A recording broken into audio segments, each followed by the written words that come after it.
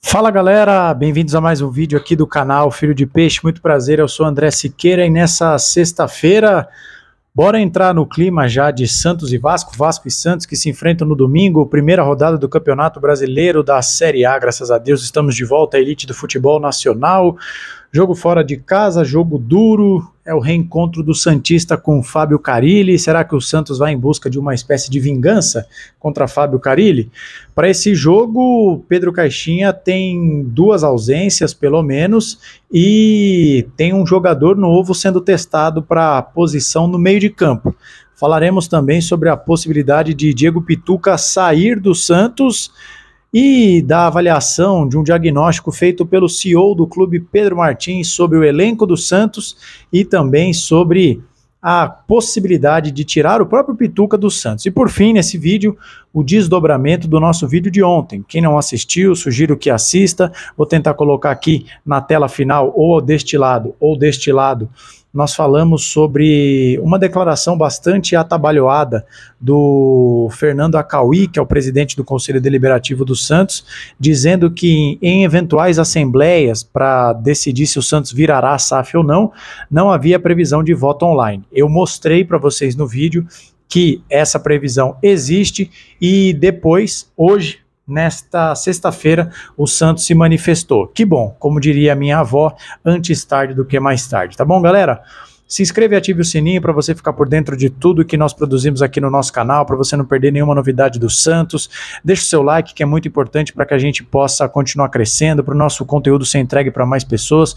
Comente o que você acha desses assuntos e não se esqueça, quero te convidar, as nossas lives estão de volta, hein? O Campeonato Brasileiro começa e as nossas lives voltam depois dessa pausa no período em que o Santos ficou sem jogar. Amanhã, sábado, o nosso pré-jogo de Santos e Vasco, Vasco e Santos, e no domingo, o jogo começa às 6h30, por volta das 8h30, 9 horas da noite, começa a nossa live pós-jogo. Você é o meu convidado especial, já estou com saudade das lives e quero que você participe aqui junto comigo, tá bom? Já falei demais, vamos começar por partes, né? Vamos lá. Primeiro assunto, agora na tarde desta sexta-feira, minutos antes de eu gravar esse vídeo, agora são, deixa eu ver aqui, são 6 horas e mais 7 minutos, o Wagner Frederico trouxe a informação, Wagner Frederico, que é jornalista, tem um canal aqui no YouTube também, ele trouxe a informação de que Soteldo está fora do jogo do Santos contra o Vasco. Por quê? Ele jogou cerca de 45 minutos contra o Equador no primeiro jogo da data FIFA e jogou praticamente o jogo inteiro na segunda rodada, que eu até me esqueci contra quem é. Deixa eu ver aqui seu encontro, ó. Foi contra o Equador e aí depois na terça-feira, o Equador foi na sexta passada, dia 21, e o dia 25, terça-feira, contra a Venezuela, o Soteldo jogou praticamente o jogo inteiro. Ele se reapresentou ontem, quinta-feira, no treino de hoje, sexta, ele não treinou com bola, não foi para campo, ficou na parte interna, fazendo a recuperação, e a comissão técnica do Pedro Caixinha avaliou que por conta do desgaste, e é realmente um desgaste, o Soteldo será preservado para não correr o risco de se lesionar. No vídeo, ou eu entendi errado, ou não ficou exatamente claro, eu só não entendi se o Soteldo será cortado do jogo, ou se ele ficará no banco.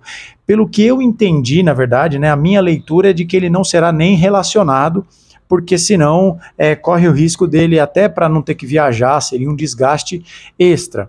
Mas então, reforçando, segundo a informação do Wagner Frederico, o Soteldo está fora do jogo por conta de um desgaste em razão das viagens da Venezuela nessa data FIFA. O seu compatriota Rincon, por outro lado, treinou hoje normalmente e deve ir para o jogo, tá? Quem também está fora, você já deve saber, mas eu vou apenas registrar aqui nesse vídeo, porque eu não trouxe essa informação em outro vídeo, é o Neymar. O Santos soltou uma nota oficial dizendo que não há prazo determinado para o Neymar voltar a jogar. O Neymar permanecerá na famosa transição física, que é aquela etapa antes de voltar a treinar com bola. O Neymar voltou a sentir um problema muscular, né? A mesma lesão que o tirou de campo no jogo contra o Bragantino. Lá se vão quase um mês que o Neymar não consegue jogar, e nessa nota oficial do Santos, o Santos informa basicamente que o Neymar vai passar por um processo de recuperação muscular de que o Neymar não tem prazo para voltar, então a gente não sabe se ele volta na segunda rodada contra o Bahia, se volta na terceira rodada contra o Fluminense, quando ele voltará. Mas o pensamento do Santos é preparar o Neymar física e também da forma muscular para que ele possa voltar sem risco de lesão e mais próximo do 100%. É uma perda considerável, evidentemente, né? Todos nós gostaríamos de começar o Campeonato Brasileiro tendo o Neymar na equipe, mas eu também entendo que nesse momento é importante preservar o Neymar, porque se ele estourar, se houver uma lesão mais grave do que essa que ele teve, pode ser ainda pior, e isso tiraria o principal jogador do Santos de combate por muito tempo. Tá certo? Então diga aí o que você pensa sobre a ausência do Soteldo e sobre a ausência do Neymar. E aliás, uma pergunta específica para você no caso do Neymar. Você acha que o Santos está sendo 100% transparente no caso do Neymar? Porque as notas do Santos, os comunicados do Santos sobre o Neymar, parecem que vêm sempre depois de questionamentos da torcida ou da imprensa, né?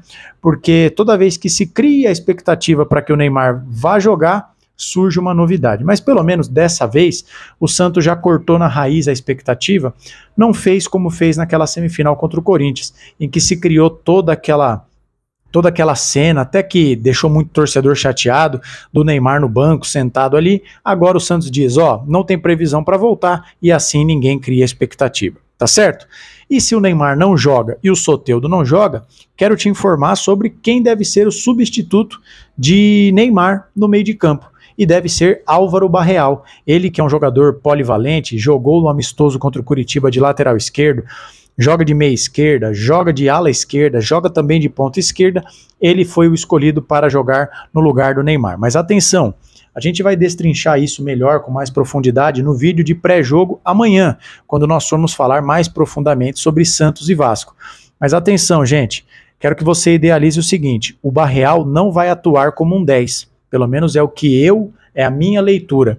Ao invés do Santos jogar com volante lado a lado e o Barreal na coordenação de jogadas, como o Neymar costuma atuar, o Santos deve ter o João Schmidt na cabeça da área, o Bom Tempo pelo lado direito e o Barreal pelo lado esquerdo. É o que o Pedro Caixinha chama de tripé de meio de campo no formato 1-2. Então esse 1 é o Schmidt e o 2 é o Barreal pela esquerda e o Gabriel Bom Tempo na direita. Então o Barreal não vai ser o coordenador de jogada, não vai ser, já que ele é argentino, como dizem na Argentina, o enganche, aquele meia que joga por trás do centroavante. Acho que não, até porque ele nunca jogou assim. Ele deve ser um meia pela esquerda, enquanto o Bom Tempo vem ser aquele meia pela direita. É o que nós esperamos. Então, só para te informar, dizer que a provável escalação do Santos para a estreia no Brasileiro deve ser Brazão, Sherman, Gil, Zé Ivaldo, Escobar, Schmidt, Bom Tempo e Barreal, Guilherme, Roulaser e Tiquinho Soares. É um bom time?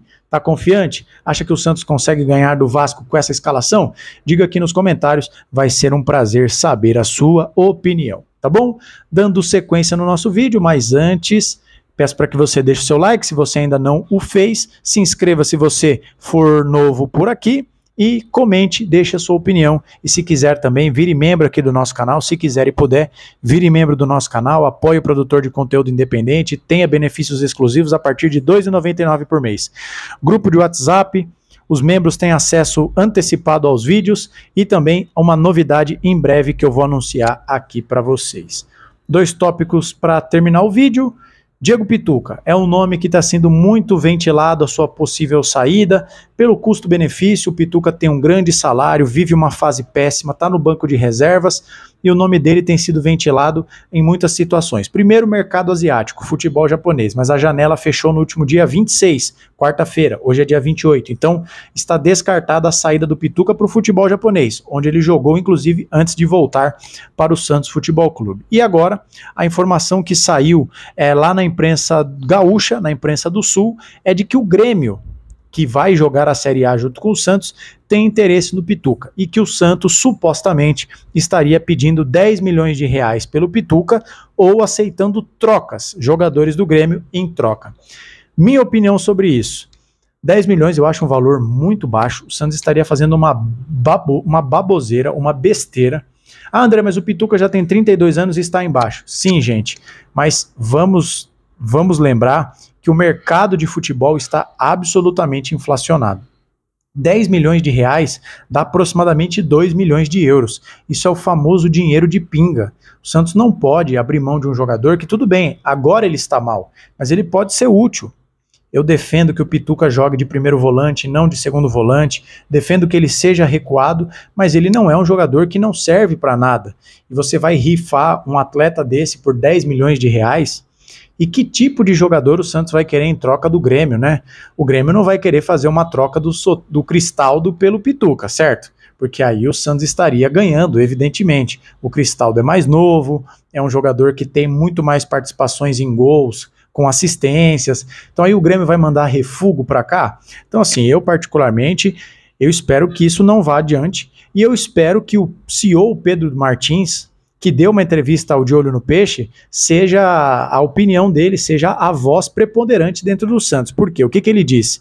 Ele disse nessa entrevista ao De Olho no Peixe que não vai ser fácil tirar o Diego Pituca do Santos, porque ele é um jogador de composição de grupo muito importante. E eu tendo a concordar com o CEO do Santos, 10 milhões de reais é muito pouco, o Pituca pode ser um bom jogador, vai agregar, e já que o Santos tem o Brasileiro, que é uma competição dificílima, e a Copa do Brasil, precisa de elenco. E como eu já disse em vários vídeos, vocês já estão carecas de saber e de ouvir isso, é melhor ter o Pituca no banco do que ter jogadores de qualidade técnica duvidável, duvidosa, né? Duvidável, eu inventei essa palavra, não sei da onde, peço desculpas aí pelo erro grosseiro de português. É melhor ter o Pituca no banco de reservas, apostando que ele pode voltar a jogar bem, né? Que a fase do jogador é como uma roda gigante, você tá em cima, você tá no meio, você tá embaixo, você dá a volta por cima. É melhor ter esse jogador à disposição do que jogadores de qualidade técnica duvidosa. Agora sim, duvidável é difícil, hein? Foi mal, galera. Eu acabei me atrapalhando. E para fechar o vídeo, gente, percebam como a mobilização do torcedor do Santos é muito importante, né? Nós falamos no vídeo de ontem sobre aquela coisa estranhíssima do Fernando Acauí ter dito que não havia previsão de voto online numa eventual Assembleia Geral para votação de alteração do Estatuto Social. A entrevista foi, se eu não me engano, na segunda-feira. O vídeo que eu gravei foi publicado na quinta-feira. E de segunda até o dia em que eu gravei o vídeo, ontem, o Acauí não tinha se manifestado quando eu mostrei para vocês, e vários produtores de conteúdo mostraram que o que ele disse era uma mentira e de que o Estatuto do Santos prevê a votação digital.